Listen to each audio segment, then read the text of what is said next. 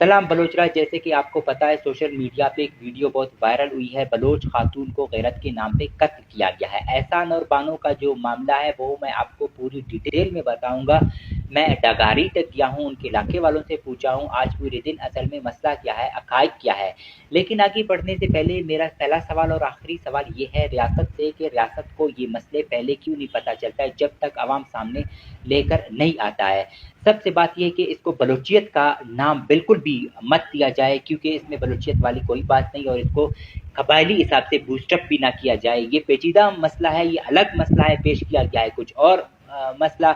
हर किसी ने अपने अंदाज में कुछ इसने लिखा, कुछ उसने लिखा, कुछ लोगों ने मुझे गलत इन्फॉर्मेशन दी। जब मैं असल अकायद तक पहुंच गया तो डगारी अब क्वेटा सिटी के तहसील में आता है। जैसे कि यहाँ पे कुचलाक आता है तो इस साइड पे डगारी आता है। ये पहाड़ी इलाका है, मारगट डगारी वहाँ पर बाकायदा एक तहसील भी है, गवर्नमेंट भी है, बटेरे भी है, सरदार भी है, टक्करी भी है, नवाब भी है, ये सब है। अब आगे बढ़ते हैं। बानो और एहसान जो दोनों शादीशुदा है, बच्चे भी है। आज से 7 महीने पहले एहसान बानो को लेकर गई, पता नहीं सिंध लेकर गई, कहीं कहीं लेकर गई।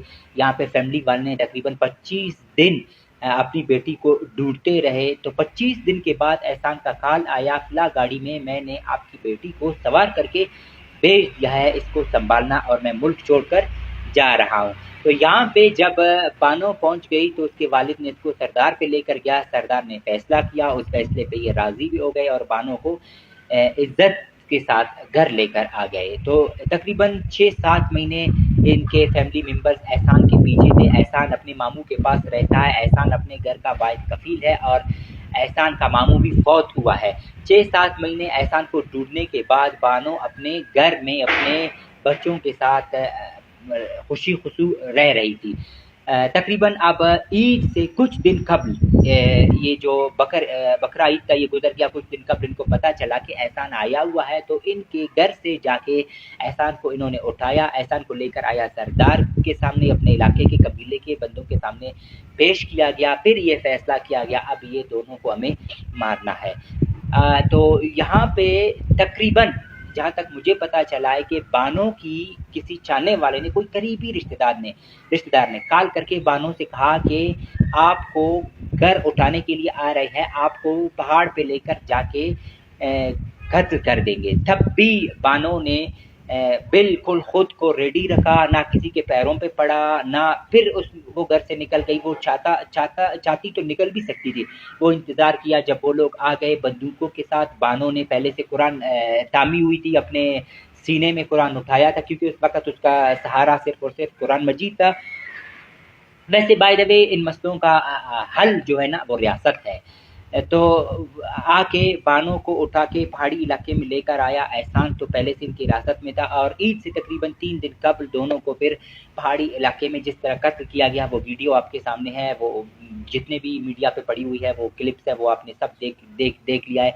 बाकी जो बंदे हैं उनका नाम भी मुझे पता है, मैं उनका नाम बिल्कुल भी नहीं लेना चाहता हूँ। असल बात ये है, अब मैं असल बात पे आना चाहूँगा। रियासत को ऐसी बातें पहले क्यों नहीं पता चलता है, रियासत की सरपरस्ती में ये चीज़ें क्यों बलूचिस्तान में हो रही है। पाकिस्तान की जो आइन है, पाकिस्तान की जो कानून है वो सिर्फ और सिर्फ लाहौर और इस्लामाबाद के लिए है। बलूचिस्तान में रियासती रेट ख़त्म हो चुकी है। बलूचिस्तान में पाकिस्तान की जो आइन है, जो कानून है वो थाना और एसएचओ तक महदूद है, उससे बढ़कर कुछ भी नहीं है। बलूचिस्तान में जो हालात है वो किसी आम पंजाबी को, किसी आम सिंधी को, किसी आम पख्तून, किसी आम गिलगिती को बिल्कुल भी पता नहीं है। और रियासत को ये अच्छी तरह पता है बलूचिस्तान में क्या हालत है। बलूचिस्तान पाकिस्तान बन गया, बलूचिस्तान को पाकिस्तान का हिस्सा बना दिया, आइन भी तिरक करके कानून भी बना दिया, लेकिन बलूचिस्तान में वो कानून आज तक लागू नहीं हुआ, क्योंकि बलूचिस्तान को अल्लाह के रहम करम के बाद सरदारियत के, नवाबियत के, फ़िरौनियत के, यजीदियत के, कारूनियत के, नमरूदियत के रहम करम पर छोड़ दिया गया। फॉर्म 47 के जितने भी सरदार नवाब है अपने आसपास स्टेट ने बिटाई हुई है, उनसे बलूचिस्तान निकल चुका है। बलूचिस्तान के जो आम आवाम है उनको डिसलाइक करते हैं, उनको लाइक नहीं करते हैं।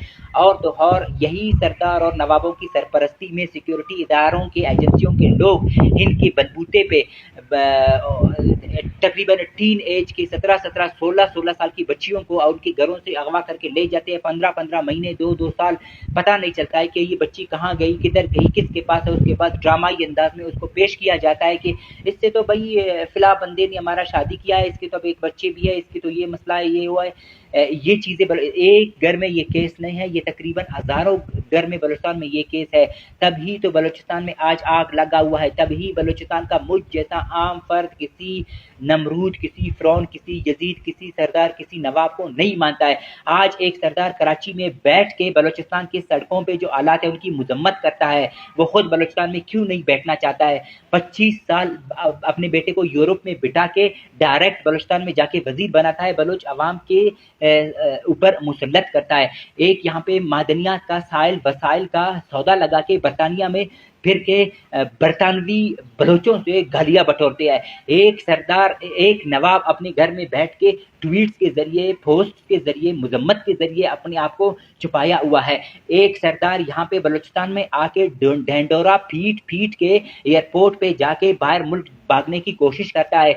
एक सरदार के मुहाफिज अस्मा जैसी ग्रेजुएटेड लड़की को, खातून को रात की अंधेरी में, रात के तारीकी में उसके घर से अगवा करके ले जाती है।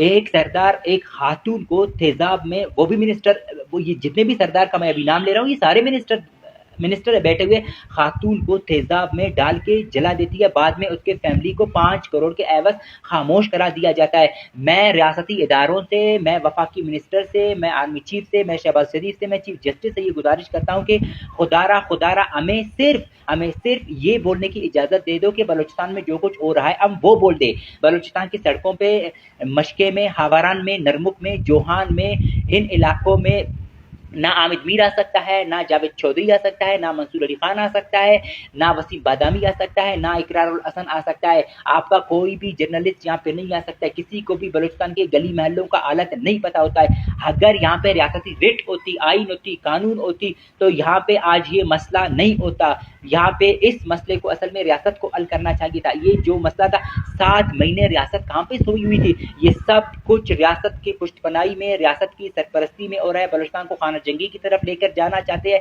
ये जितने भी मुसल्लह तंजीम है, ये लड़ाइयाँ चल रही है, ये इनके बीच में जो क्रैश है, इन सब से रियासत अच्छी तरह से वाकिफ है। SHO वाली वो सिर्फ ढंडोरा पीटते हैं। अब जो अकाइक था, आज मेरा भी ये जो इशू है, इस इशू पे आज बानों के भी, बहन भाई जो वालिद है उनके भी दिल खून के आंसू रो रहे होंगे। एहसान के भी फैमिली मेंबर्स का दिल खून के आंसू रो रहे होंगे। और कहीं बलोची, पठान, पश्तून जितने भी लोग हैं इस वाक़े पे खून के आंसू आज रोते होंगे। मैं खुद खून के आंसू आज रोया हूँ। ये तो एक केस है, मुझे 100 केस ऐसे पता है। दे दो मुझे इजाजत, दे दो मुझे प्रोटेक्ट करो, मुझे दे दो सिक्योरिटी, मैं सारे आपके सामने लेकर आऊंगा। यहाँ पे बलूचिस्तान में ना आप कबायली लोगों से महफूज हो, ना मजहबी लोगों से महफूज हो, ना इदारों की तरफ से महफूज हो, ना आप मुसल्लह तंजीमों की तरफ से महफूज हो। हम किससे खुद को छुपाए? हम कहाँ पे जाके छुप जाए? किसी को पता नहीं मुझे क्यों मार रहा है, किसी को पता नहीं मुझे क्यों उठा रहा है। आज तक बलूचिस्तान में जितने भी हमारे बलोच खवातीन गिरफ्तार है गैर कानूनी तरीके से, सब कसम उठा के कमेंट्स में लिखो कितने हमारे सरदार नवाब सीरियस रेड जोन में या असेंबली के सामने आकर बैठे हुए हैं इनके गैर कानूनी गिरफ्तारी के खिलाफ, या हाई कोर्ट में आके सिर्फ पोस्ट करने से, मुजम्मत करने से, जलसे जुलूस करने से बलूचिस्तान की जो खवातीन गैर कानूनी तरीके से जो गिरफ्तार है, माजबीन जो पैरालाइज है, उसके फैमिली से आज तक किसी सरदार या नवाब जाके मिली हुई है? इस्लामाबाद में 5 दिन से हमारे बलोच खवातीन से रफा एहतजाज है, कोई सरदार नवाब जाकर मिली हुई है? एयरपोर्ट पे जा रहे हैं भागने के लिए। दुबई जाना चाहता हूँ, कसम उठाया है मैंने, दुबई जाऊंगा, लेकिन इस्लामाबाद जब बलोच खवातीन जाते हैं मैं नहीं जा सकता। आगे बस मीटर शार्ट हो रहा है, ऐसा ना हो कि मैं इनको वो बातें भी बोलूं जो मुझे बोलना नहीं चाहिए। बातों बातों में वो बोलना पड़ता है। अब तक के लिए इतना ही। अल्लाह हाफिज़ नासिर।